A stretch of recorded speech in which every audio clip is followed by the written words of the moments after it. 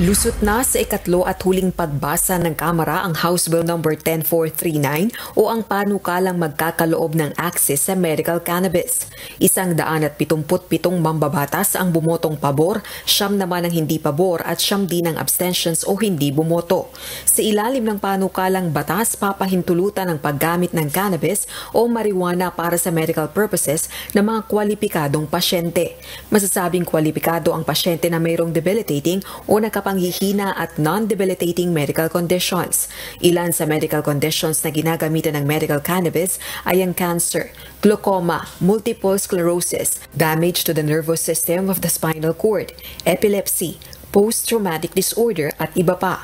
Gayunman, ang access sa medical cannabis ay sa pamamagitan lamang ng prescription at medical supervision ng isang accredited medical cannabis physician. Ayon sa principal author ng panukalang batas sa House of Representatives, kung tuluyang maisa sa batas ang panukala ay magreresulta ito sa pagkakaroon ng murang gamot.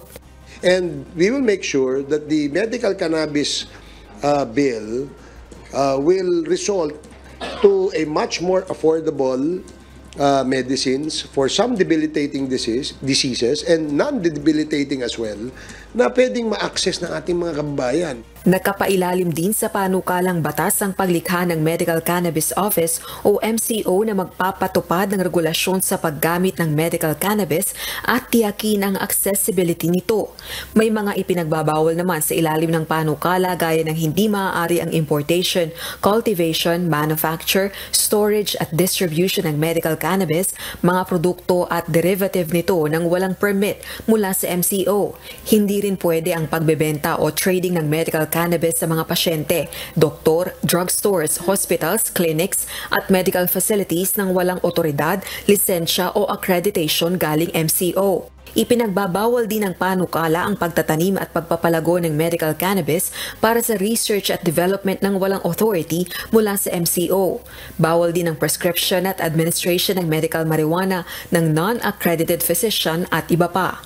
Ayon kay House Committee on Dangerous Drugs, Chairperson Representative Barbers, malaki ang multa at parusang ipapataw sa violators. In fact, doon sa ating ang fine dyan ay pinakamababa ay 1 million pesos, no? At merong kulong hanggang reklusyon perpetua ang aming ipapataw sa mga magva-violate ng provision ng batas na ito. Sa Senado naman, naihain na rin sa plenaryo ang counterpart bill kaugnay ng medical cannabis o ang Senate Bill No. 2573. Rosa Licoz, UNTV News and Rescue. Diyos ang aming sandigan, serbisyo publiko ang aming pinahahalagahan.